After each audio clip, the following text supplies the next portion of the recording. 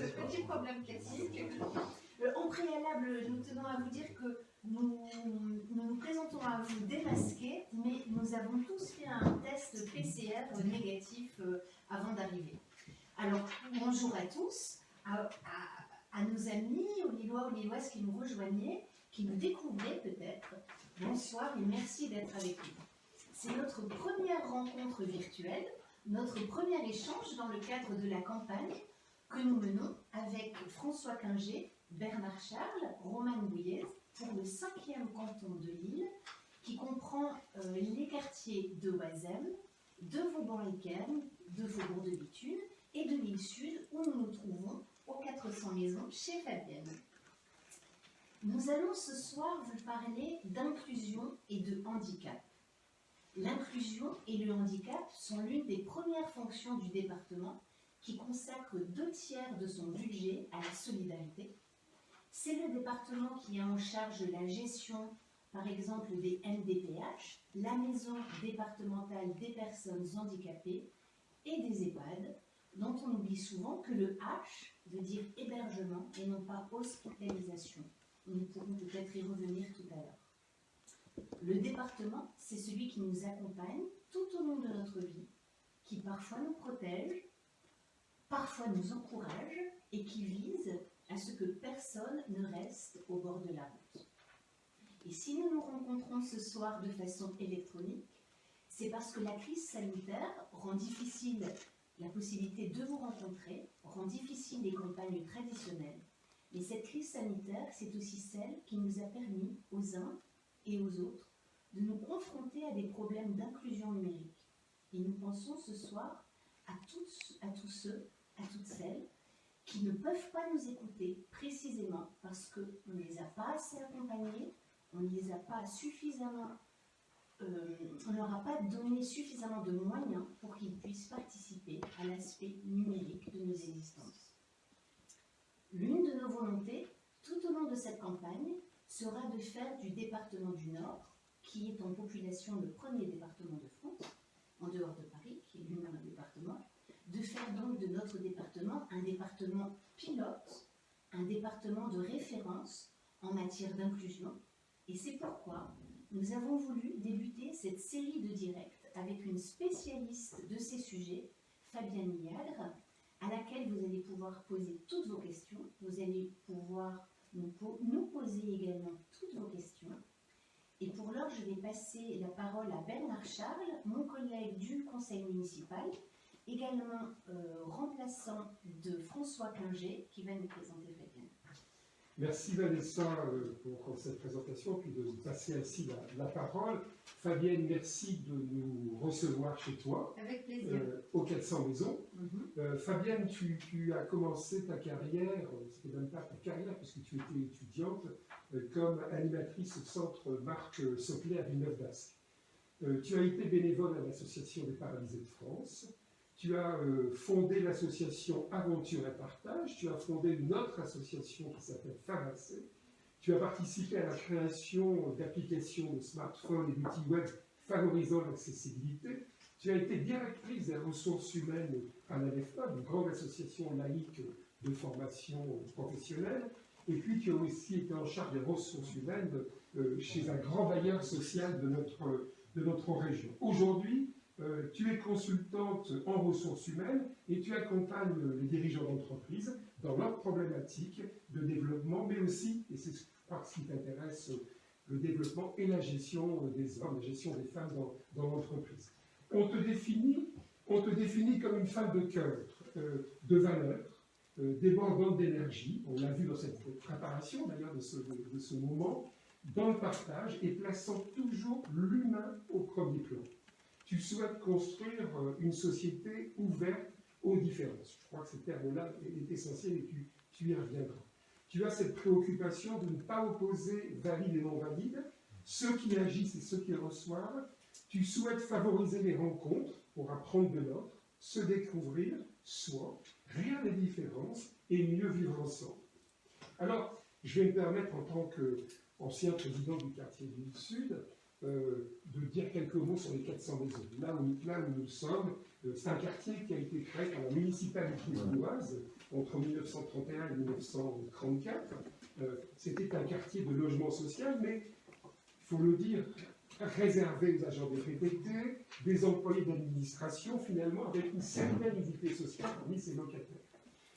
Et ce logement social, il respectait la tradition régionale, c'était la maison individuelle, la maison unifamiliale, sur le mode de la cité-jardin, associant quelques immeubles avec des maisons individuelles, à l'arrière desquelles il y a effectivement des jardins, avec une polychronie traditionnelle des matériaux, de la brique, mais avec une architecture de forme issue de la mouvance Art déco. Il y a une très très belle architecture de ces 400 maisons. Alors, ce quartier a connu un drame, le 10 mai 1944, un bombardement de l'aviation anglaise, qui s'est trompée. Il s'est trompé puisqu'elle voulait bombarder l'usine de cuivre, elle s'est trompée, elle a bombardé les 400 maisons, ce qui a fait 53 victimes, ça a marqué fortement ce quartier. Alors, et je recommande la lecture de ces brochures, Raconte-moi l'île Sud, Paroles d'habitants, avec de superbes aquarelles qui ont été faites à partir de témoignages d'habitants, et puis un travail de l'association des Amis du patrimoine de l'île Sud sur le quartier, toujours à partir de témoignages. Alors pendant très longtemps, on disait qu'on était des 400, on ne disait pas on est des 400 maisons, on était des 400. Voilà. Et aujourd'hui, peut-être que ça se dit un peu moins, puisque le bailleur social a mené une politique intéressante en la matière, c'est-à-dire petit à petit de vendre au départ du locataire, ou de proposer au locataire d'acquérir. Et aujourd'hui, on a une certaine mixité sociale qui est arrivée, avec, je crois, un quartier qui est agréable à vivre dans un ensemble qui a été largement rénové. J'en ai peut-être dit trop déjà, trop long sur la question du lieu, mais je crois que c'est important. On est à l'île Sud, et l'île Sud, c'est une partie de notre canton, c'est un des 4 quartiers de notre canton. Alors, Fabienne, venons-en au thème. On parle souvent d'handicap, mais je pense que tu as une notion beaucoup plus large que celle qui est souvent entendue par rapport au terme handicap. Est-ce que tu peux lui donner un peu ta perception et ta vision du rapport entre la société, une ville, un département et puis l'handicap? D'abord, je vous remercie toutes et tous de votre confiance pour me permettre d'exprimer le nom de l'UC, de ce qui me tient à cœur en matière d'inclusion et de vivre ensemble.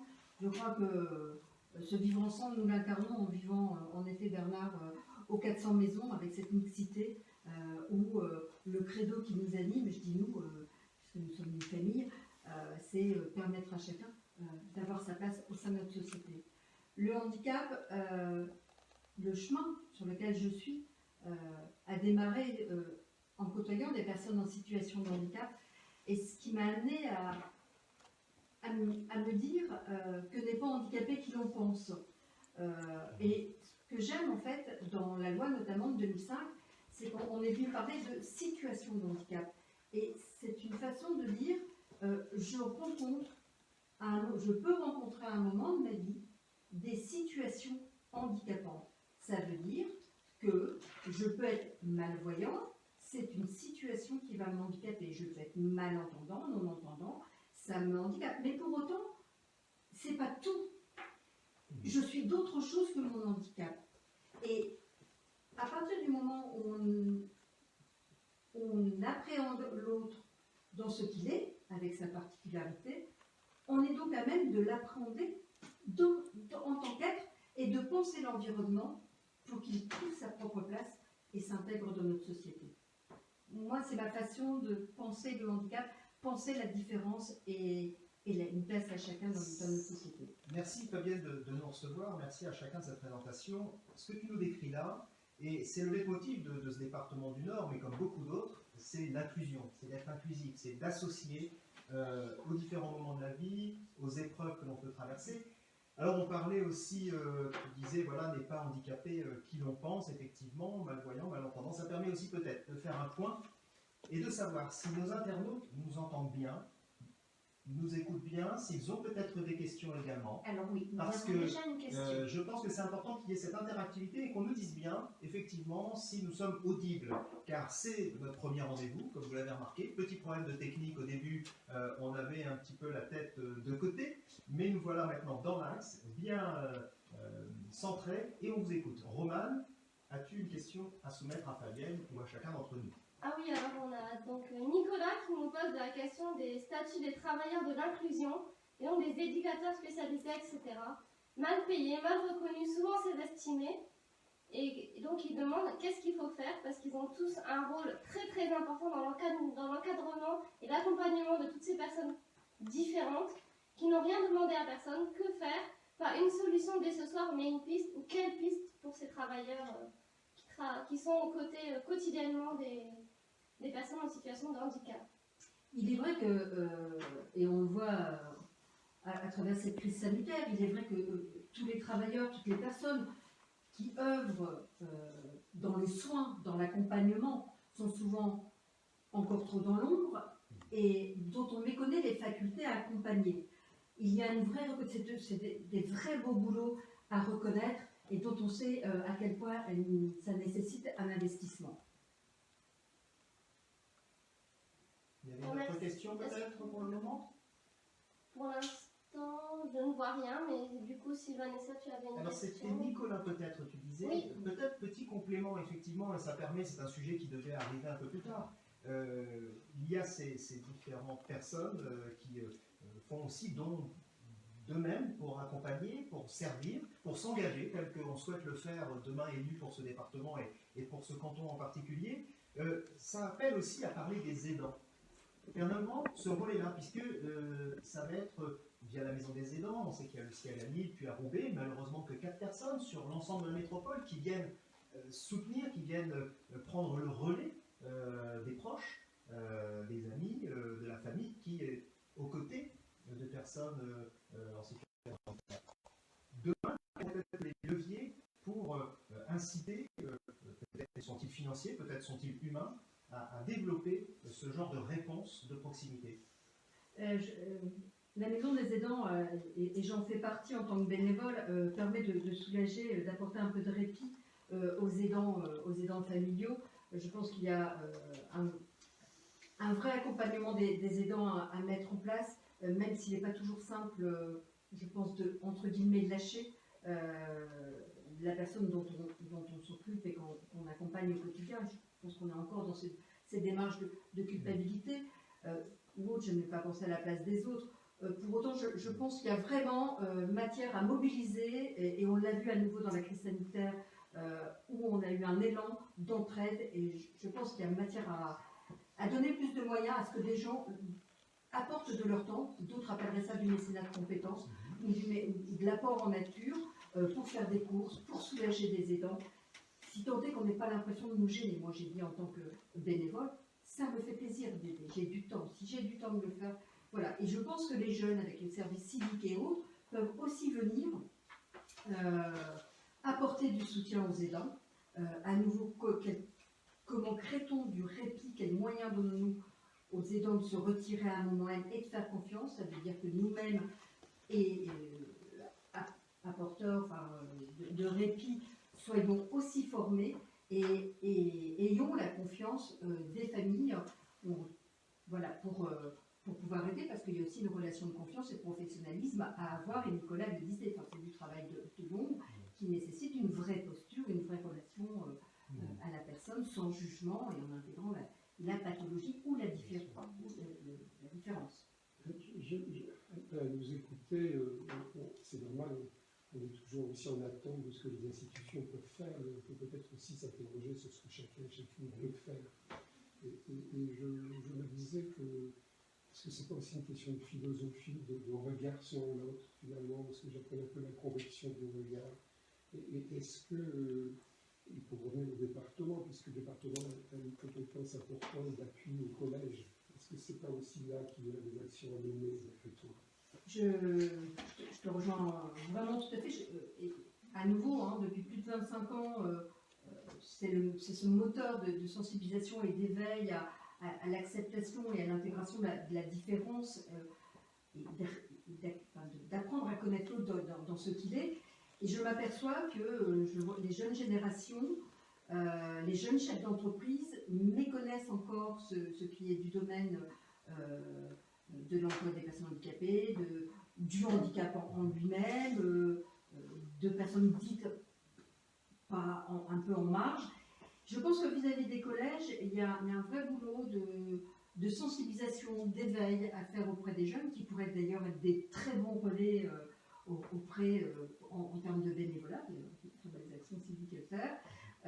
Ça peut être aussi le corps enseignant, les ATSEM, comment on les aide aussi à avoir des gestes faciles dont il n'est pas peur, ce n'est pas forcément que des AVS, mais comment je peux que ce soit fluide, le valide et non valide, enfants en situation de handicap, enfants ne présentant pas de handicap. Alors essayons de ne pas utiliser trop d'acronymes, ATSEM, AVS, Oui, parce pardon, que je c'est suis vrai un qu'en peu plus, déformée. on est en plein dans un domaine MDPH, AAH, PCH, enfin où il y en a plein, donc on pourrait rapidement s'y perdre. On va essayer d'être assez Auxiliaire de vie concis. scolaire. Mais voilà, explicatif, Voilà. je te remercie. Voilà, et des aides dans les écoles.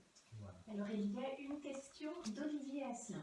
Et donc on a Olivier qui nous dit que dans la Sarthe, il y a un regroupement du traitement des personnes handicapées et des personnes âgées dans une maison départementale de l'autonomie.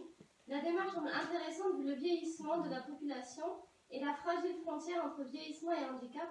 Est-ce que cela, du coup, vous semble une piste à suivre et intéressant à l'avenir et à pousser par les départements? Vanessa, ou je sais pas. Vanny Merci Olivier de cette question. En fait, toute initiative est bonne, d'où qu'elle vienne, je dirais, que ce soit de la Sarthe, des Bouches-du-Rhône ou bien, quand bien même du Nord. Et effectivement, si cela fonctionne, que c'est agile, que c'est facilement mis en place, on peut facilement le mettre en place, qu'ensuite il y a une efficacité et une efficience dans ce lien intergénérationnel, puisque c'est bien ça dont on parle en fait. Eh bien, oui, évidemment que ça doit faire des petits, et que demain élu avec ma collègue Vanessa, avec nos remplaçants Bernard et Romane, évidemment qu'il y aura un travail d'enquête, de benchmark, comme vous pouvez dire en anglais, pour aller voir ce qui se fait ailleurs, qui fonctionne, et puis l'implanter sur notre territoire. C'était bien ça la question.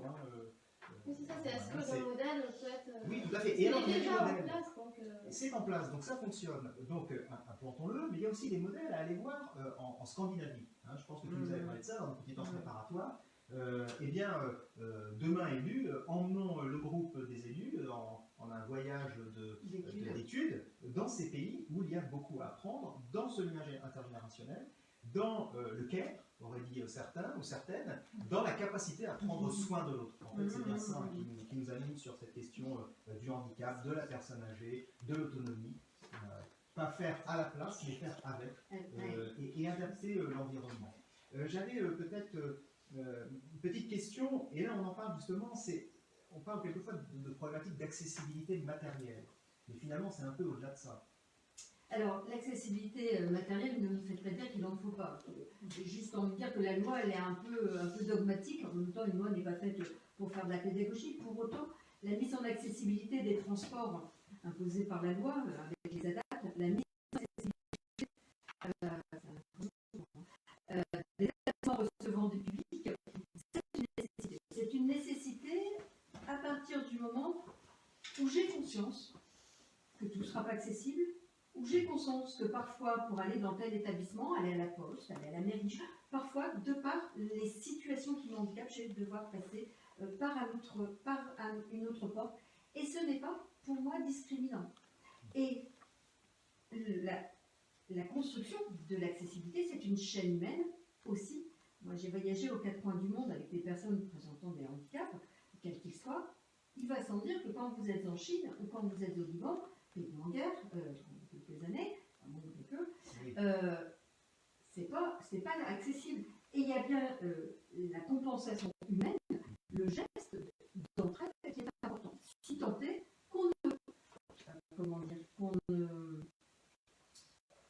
qu'on ne décide pas du geste pour l'autre. Et bon nombre, à niveau de personnes rencontrant des handicaps, on commet, mais c'est pas du tout voulu, des maladresses en disant je vais vous aider. Non, c'est en quoi je peux vous aider. Et c'est tous ces mécanismes, cette relation à l'autre, je pense qu'il fera avancer notre société vers une société plus inclusive où chacun se sent bien. C'est une vraie question de bon sens dans l'approche à l'autre finalement. Oui, je ne sais pas fonctionner autrement que, J'avais remarqué, que dans le bon et sens. c'est pour ça qu'on apprécie tes réponses franches et puis sans concession pour demain les élus que nous serons. Roman, il y avait peut-être d'autres... Non, on a une remarque d'Ali. Alors, Ali, Fabienne nous dit le handicap est un sujet qui touche tous les foyers, toutes les familles. Or, on perçoit au travers du handicap, le handicap physique, mais il y a aussi le handicap mental. Aujourd'hui, celui-ci semble à Ali très mal accompagné. Les familles souffrent, sont souvent seules. La prise en charge, sont souvent seules en termes de prise en charge, d'insertion. Et bien sûr, il accorde une attention particulière à l'autisme. Et après, on aura encore 2 autres questions. Donc, si tu voulais faire une petite remarque sur ce commentaire d'Ali. C'est vrai que les familles sont souvent démunies face au fait d'avoir une personne ou un enfant en situation de handicap dans le foyer.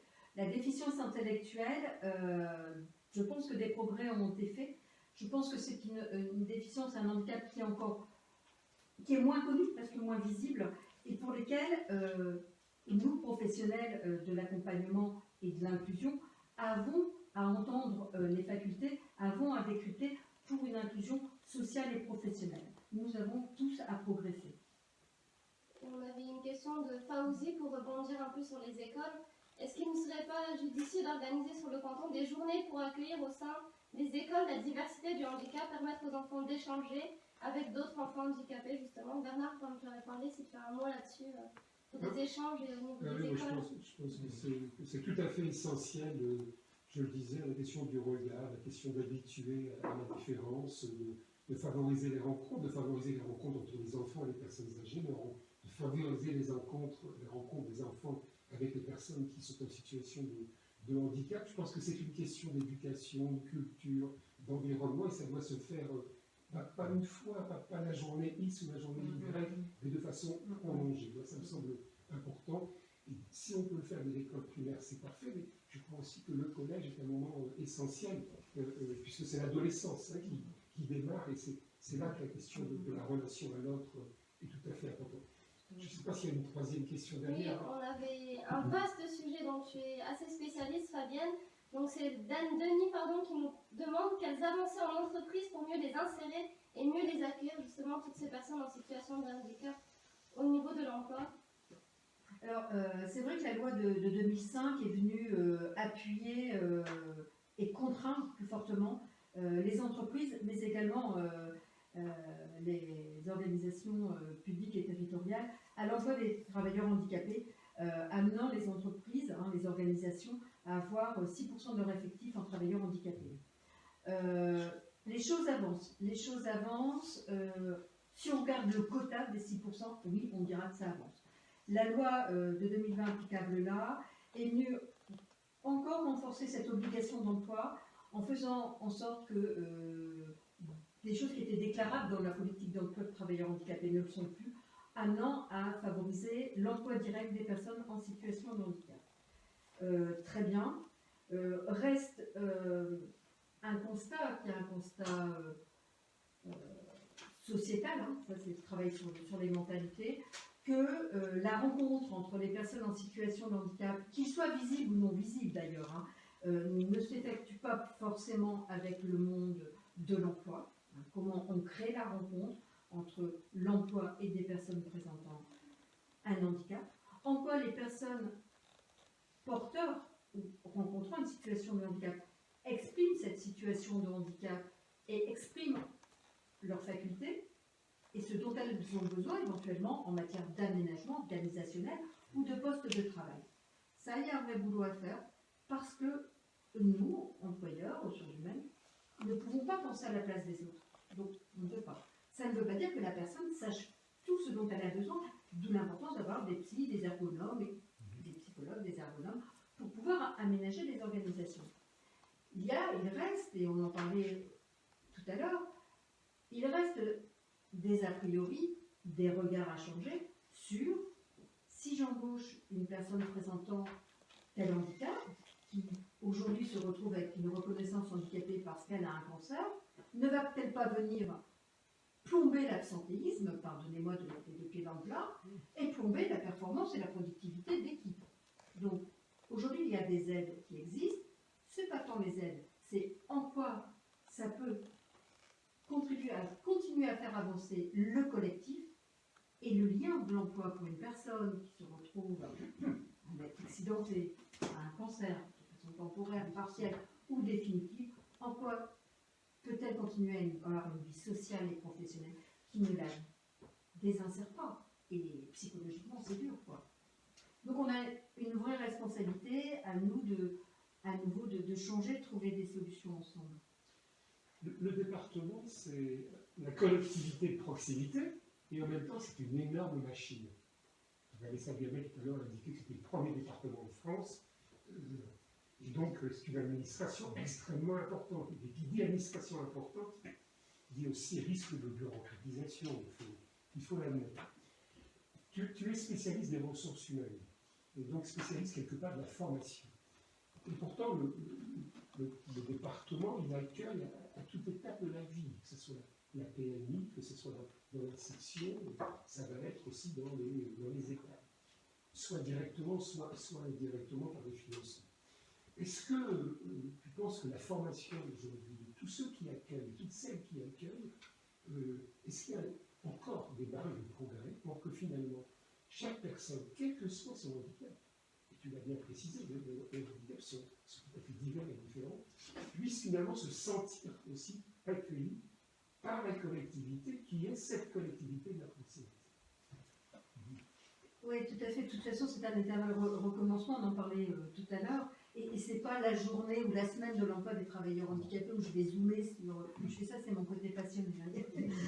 Où je vais zoomer sur le handicap. Je pense qu'il faut en continu former, sensibiliser les agents, non seulement à l'accueil, l'intégration et au management des personnes rencontrant un handicap, mais également former, sensibiliser à l'accueil de bénéficiaires présentant un handicap.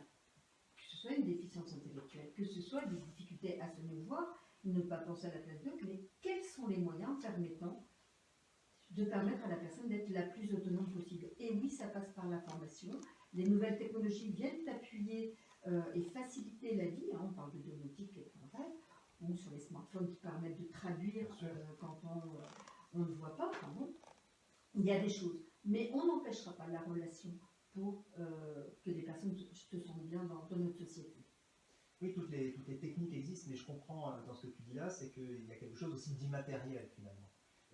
Et là, on se forme, on provoque la rencontre, puis on peut s'équiper aussi. Et l'innovation, la domotique hier, aujourd'hui la ville intelligente, la Smart City, effectivement, ce sont tous des outils à différents âges de la vie, en fonction des accidents qu'on peut traverser temporairement ou durablement, ou de façon permanente, accompagner tout ça. Il faut l'avoir à l'esprit, et le département peut être aussi moteur pour mettre en relation et les entreprises innovantes et justement les publics qui auraient besoin de ces différentes réponses. Il y a des questions peut-être, Romain? Non, on a des remarques qui te remercient Fabienne, justement pour ta clarté et pour l'application dans le sujet. On n'a pas de questions pour le moment. Avions-nous encore ici autour de la table, peut-être même au niveau de la technique, des questions, puisque nous venons de passer et le temps file. Il reste 10 minutes, il y a effectivement la charte, et puis on fera une petite conclusion juste après. Je la ferai, j'aurai cette responsabilité puisque vous avez pu introduire le propos de Fabienne. J'avais peut-être encore une toute petite question qui a plutôt... qui est assez... enfin, je dirais aujourd'hui, le département, Vanessa l'a rappelé, il y a ce rôle au niveau de la compensation du handicap, il y a ce rôle de l'allocation à but handicapé, il y a ce rôle aussi avec l'État autour de la MDPH, de la Maison des personnes handicapées. Les procédures se sont accélérées, Bernard parlait de bureaucratie, les dossiers n'étaient assez mettait beaucoup de temps à être traité. Aujourd'hui, ça va un petit peu mieux. Comment demain? Quels sont les leviers? Parce que cette MDPH rassemble du monde autour de la table, différents intervenants, la caisse d'allocation familiale, la caisse primaire d'assurance maladie, l'État, l'agence régionale de santé, les associations qui ont trait à l'insertion par l'emploi ou qui ont trait à l'accompagnement des personnes handicapées. Comment, avec tout ce monde, on peut réussir à aller un peu plus vite? C'est vrai que seul on va plus loin, ensemble, seul on va plus vite, ensemble on va plus loin, mais comment continuer à aller plus loin, mais aussi plus vite? Vaste question, François. Vaste question. Je pense que la notion de guichet unique est très bien vue, le fait d'avoir mis en place le guichet unique. Pour autant, au sein d'un guichet unique, on a de nombreuses strates. Et c'est peut-être là-dessus qu'il faut travailler, dans cette simplification des différentes obédiences, entre guillemets, et les dossiers administratifs, et bon, voilà. C'est un gros sujet sur lequel je ne me vois pas aller plus loin pour l'instant. On est à 4 semaines du premier tour des élections départementales, avec nos candidats, Céline Adel et François Calger. L'objet un peu de cette rencontre, de notre démarche, c'est finalement d'avoir ce dialogue avec des personnes qui ont une expertise sur tel ou tel domaine. Quel est ton regard finalement global sur le département et finalement de quel département rêves-tu? De quelle ambition rêves-tu pour notre département du Nord en termes finalement d'inclusion, de prise en compte réelle de la différence? Alors là, si tu commences à me démarrer sur le fait de rêver, Bernard, moi je veux que le département, et je dis bien je veux, soit le département de référence en matière d'inclusion. Je veux que ce département, on ait vu les avancées en matière d'accessibilité, en matière de gestes citoyens, en matière de relation à l'autre. Je veux qu'on parte sur du bon sens et qu'on ose dépasser la loi, qu'on ose sortir des sentiers battus. Si mon plan incliné pour aller dans le restaurant, il n'est pas aux normes, mais qu'il y a un plan incliné, et que je fais attention à ce que la personne ne se casse pas la jambe, ben j'aurai la relation et je l'inviterai à prendre du bon temps. Je veux qu'on ose, et c'est pas grave si on se fait critiquer, mais au moins on aura osé. Je veux que dans les collèges, il y ait plein d'enfants qui rencontrent des difficultés, qu'on n'ait pas peur, qu'ils ne suivent pas trop la scolarité. C'est pas grave, mais il y aura du lien, on n'aura pas exclu. Je veux que les parents aient confiance aussi en nos institutions, en nos écoles, et qui osent dire je confie mon enfant pour qu'il soit le plus baigné dans un contexte de la vie de tous les jours. D'accord. Merci Fabienne. Alors, Roman va nous parler dans un petit moment de la charte. On avait S'il te plaît, c'est important, nous allons la signer. on a des internautes qui, justement, dans le handicap, impliquent aussi tout l'entourage, et notamment la question des aidants. Et on nous demande justement si au niveau du département il existe des choses, et qu'est-ce qu'on pourrait faire au niveau des aidants qui sont totalement aussi impliqués dans ce sujet. On dit souvent d'ailleurs, mais ils sont aussi importants. Et c'est une question de qui? De Aïssa. De Aïssa. C'est important de personnaliser, de personnifier ces différentes questions. Voilà, il pose la question notamment pour le sport et pour la culture. Alors, est-ce que c'est en matière d'accessibilité? Je sais que au-delà des fédérations handisport ou d'IA, en effet, on le voit sur les Jeux Olympiques, là on a une équipe paralympique et olympique qui va se présenter ensemble. Et ça, c'est vraiment une grosse avancée, quoi. C'est vrai qu'il y a besoin de matériel peut-être adapté, mais c'est tellement mieux de faire ensemble. La culture, il faut rendre plus accessible, c'est clair. Alors je pense que peut-être Aïssa voulait parler aussi des questions de conventionnement. Et ça, c'est tout à fait possible. Et je dirais, je ne vais pas dire ça ne mange pas de pain, mais je veux dire c'est un minimum de conventionner avec les associations, avec les structures culturelles, pour peut-être quelquefois aller chercher les publics, pas attendre qu'ils viennent. C'est le souci d'aller vers finalement, et de faire avec évidemment, mais c'est quelquefois ce qui manque un peu. Et alors dans ces dispositifs, il existe aussi, on a la chance d'avoir un département transfrontalier. il ne vous a pas passé inaperçu que d'ailleurs, les centres, je dirais, d'hébergement, notamment pour les enfants, c'est plus en Belgique qu'en France qu'on en trouve, et que donc, il faut pouvoir passer la frontière, aller chercher ses enfants ou ses adultes pour les amener aussi en France, pratiquer des activités. Donc là, ça passe par le conventionnement, ça passe aussi par des fonds européens. Un département ne fait rien seul. Il y a un échelon au-dessus qui s'appelle l'État, et avec qui il doit travailler en partenariat. Et puis, il a en parallèle, je dirais, les pays voisins comme la Belgique, et où là, il y a l'Europe qui peut apporter des solutions avec ce qu'on appelle les fonds Interreg, qui restent des conventions cantonnées dans le temps et dans l'action. Donc effectivement, c'est aussi des clés de lecture et des réponses qu'on peut apporter. Alors l'achat peut-être, et on va stopper les questions pour maintenant, sinon on risque de se mettre en retard. Il nous reste effectivement 5 minutes. Tiens, Voilà, merci. Bernard, On peut peut-être expliquer ce qu'est la Ah, charte. on peut expliquer ça, Romain.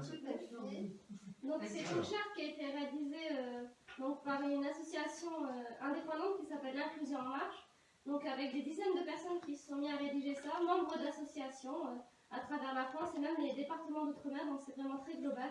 Vous pouvez aussi retrouver sur le site des éléments, etc. Donc c'est une charte qui nous engage à certaines choses, notamment au niveau de la gouvernance, des agents, de leur formation, etc. Donc j'invite nous 4 candidats aux élections départementales à la signer en tant que candidat inclusif pour une société inclusive. Avec plaisir. Eh bien, nous la Tu signons. as parfaitement bien résumé. Et Nous sommes le 17. voilà.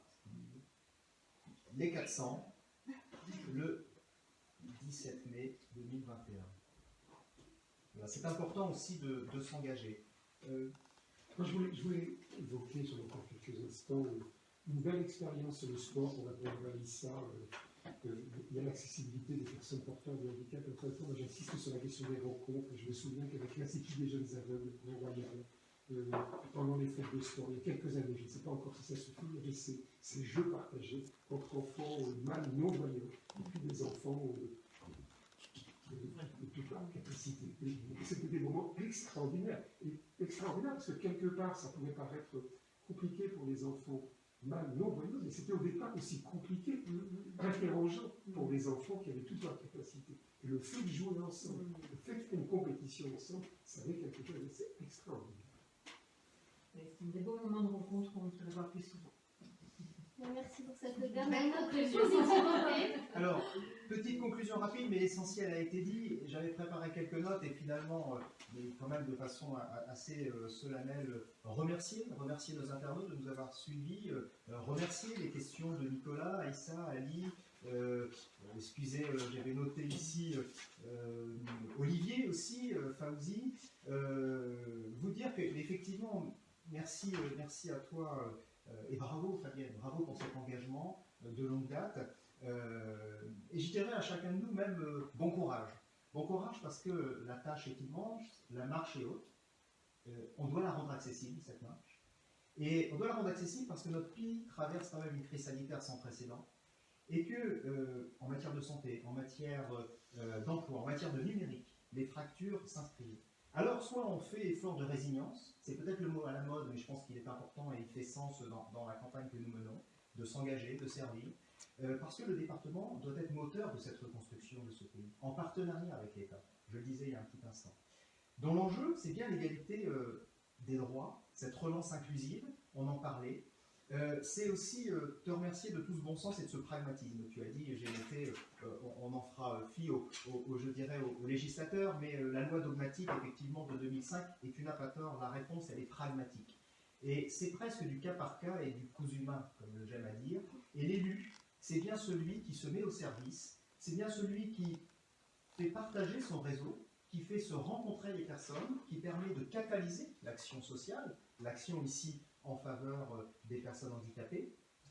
J'avais noté aussi, même au-delà de ça, c'est que les rencontres, il faut les provoquer. Il ne faut peut-être pas attendre un peu chacun dans sa chacunière, mais aller au-devant. Et puis, eh bien, ouvrir à notre prochain rendez-vous, qui aura lieu le 31 mai à 19h15. Ne changeons pas d'horaire. Toujours invité chez nos experts, nos expertes. Et ça sera donc avec Fauzi Kevin, autour de l'insertion par l'activité économique et l'action envers le troisième âge. Donc nous vous donnons rendez-vous le 31 mai, le lundi 31 mai. D'ici là, vous retrouverez cette vidéo, ce Facebook Live par séquence. Vous pourrez continuer à poser vos questions par mail. Vous retrouverez toutes ces informations sur notre Facebook. Et puis, à chacune et à chacun, nous disons rendez-vous le 20 et le 27 juin pour l'élection départementale. Merci, bonne soirée à tous.